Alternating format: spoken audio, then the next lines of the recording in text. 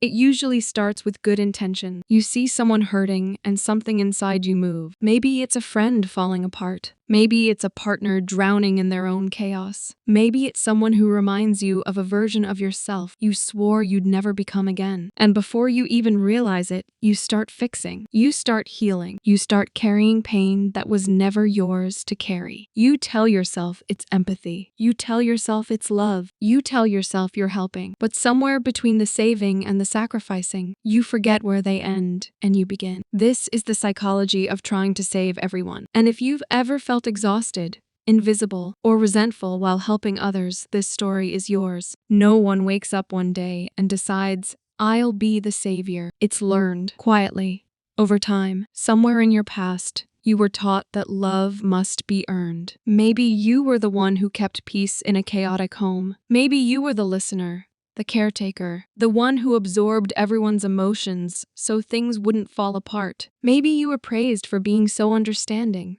so strong, so good. And without realizing it, you began to believe my value is in what I fix. My worth is in who I save. Psychologists call this codependent conditioning when your sense of self becomes tied to other people's well-being. It's not just emotional overfunctioning. It's survival disguised as kindness. Because somewhere along the line, you learned that being needed was safer than being ignored. That giving love guaranteed, at least for a moment, that you wouldn't be abandoned. When you try to save people, there's a silent contract beneath the surface. It sounds like, if I can heal them, they'll stay. If I can fix them, they'll love me. If I can make everything okay, maybe I'll finally be enough. But here's the tragedy. Saving people doesn't build connection. It builds dependency. And dependency always collapses under its own weight. Because every time you rescue someone from their own chaos, you also rob them of the lesson their pain was trying to teach them. You deny them growth while draining yourself. It's not love. It's fear wearing love's mask. And deep down, the rescuer's fear is always the same. If I stop saving people, who am I? Will anyone still need me? Beneath the surface of every savior is an unhealed wound, not the wound of others their own. It's the part of you that never felt safe unless you were useful, the part that mistook exhaustion for purpose, the part that doesn't know how to rest without guilt. You don't just save people because they're broken. You save them because their brokenness mirrors yours. And in trying to heal them,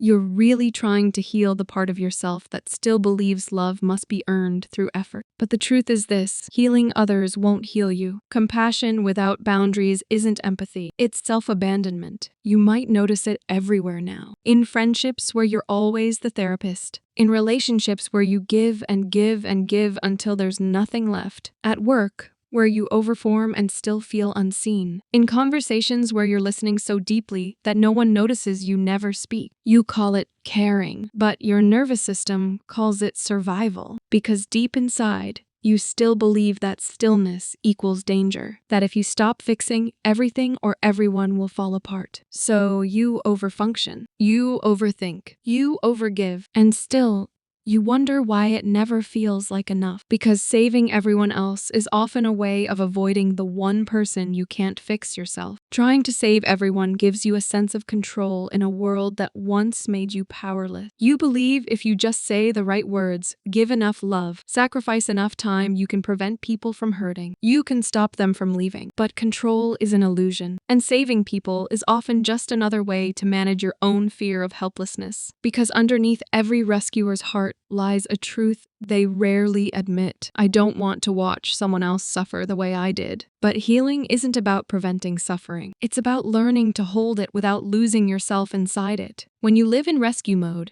you begin to erode. Your joy fades quietly. Your creativity shrinks. You wake up tired, even after sleep. Because emotional labor burns energy faster than any job ever could. You might start resenting the people you help. You might feel unseen, unappreciated, used. But remember, you trained them to expect that. You taught them that your yes was unconditional. That's the cruel paradox of the rescuer. The more you save, the more invisible you become. Because saviors are praised for their strength, not protected in their weakness. At some point, something breaks, not dramatically quietly. A moment when you realize that you've become the very thing you tried to protect others from.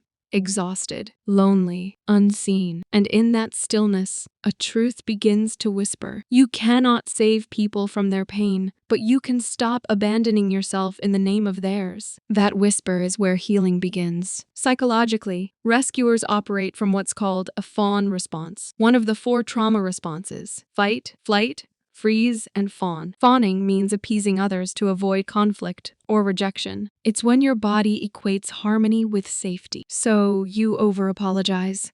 You over-explain. You make yourself smaller, softer, quieter, not out of weakness, but out of survival. And every time you rush to save someone, you're unconsciously reenacting that same nervous system pattern, choosing peace over authenticity, others over self. But the good news? What was once a survival mechanism can be unlearned. Healing begins the moment you stop trying to fix and start trying to feel. You begin to ask yourself, why do I need to be needed? Who taught me that love only exists when I'm useful? When did I learn that peace only comes when everyone else is okay? These are not easy questions, because the answers unravel the stories that once made you feel safe. But this is shadow work, not glamorous. Not quick, but necessary. It's the process of sitting with the pain of your own unmet needs and realizing that the person who most needed saving was never them. It was always you. The healing of the rescuer isn't about becoming selfish. It's about becoming whole. It's learning that saying no isn't rejection, it's protection. That boundaries don't push people away. They show who's willing to meet you halfway. That your peace is not a prize others must earn, but a home you build for yourself. And when you finally stop trying to save everyone, something beautiful happens. The people who truly want to heal start saving themselves, and the people who only wanted your energy quietly drift away. Either way, you're free. Here's the truth most rescuers never hear. You were never meant to be everyone's anchor. You were meant to be the ocean, vast, deep, and whole. Whether or not anyone else learns to swim, the people you love will stumble, fall, hurt, repeat. But that doesn't mean you failed. It means they're human. Your job is not to save them. Your job is to stay grounded enough in your own peace that your calm becomes a lighthouse, not a life raft. So if you've spent your life trying to save everyone, you can rest now. You don't have to be the hero. You don't have to earn love through sacrifice. You don't have to prove your worth through suffering. You can let people be responsible for their own pain and still love them deeply. You can choose to help, not from fear, but from freedom. Because healing doesn't mean you stop caring. It means you stop carrying what was never yours to hold. And maybe, for the first time, you can sit in the quiet and feel peace that isn't borrowed from anyone else's chaos. That's not detachment, that's liberation. And it's the beginning of becoming whole, not because you saved everyone else, but because you finally learned how to save yourself.